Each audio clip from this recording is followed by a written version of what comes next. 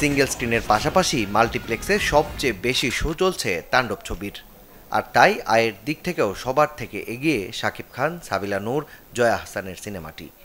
ঈদে সর্বাধিক ১৩৩ হলে মুক্তি পাওয়া তাণ্ডব ৪ দিনে গ্রস কালেকশন করেছে প্রায় ৩ কোটি টাকা। ঢাকার মাল্টিপ্লেক্সগুলোর পাশাপাশি কয়েকটি সিঙ্গেল স্ক্রিনেও দর্শক টানছে শরীফুল রাজ, তাসনিয়া ফারিনের ছবি ইনসাফ। ১৬ প্রেক্ষাগৃহে মুক্তি পাওয়া ছবিটির গ্রস কালেকশন প্রায় ৩০ লাখ টাকা। শুধুমাত্র মাল্টিপ্লেক্সে মুক্তি পাওয়া আরেক ছবি উৎসব নিয়েও আছে দর্শক আগ্রহ।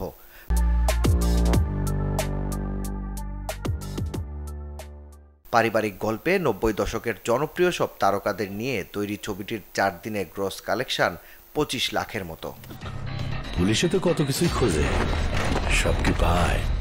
সিনেপ্লেক্সে মুক্তির তালিকায় থাকা আরিফিন শুভ, মন্দিরা চক্রবর্তী জুটির ছবি নীলচক্র আয়ের দিক থেকে আছে ভালো অবস্থানে।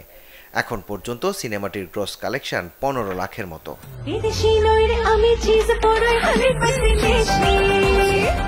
মাল্টিপ্লেক্স আর সিঙ্গেল স্ক্রিন মিলিয়ে ৭ হলে চলছে আদর পূজা জুটির দ্বিতীয় ছবি টগর।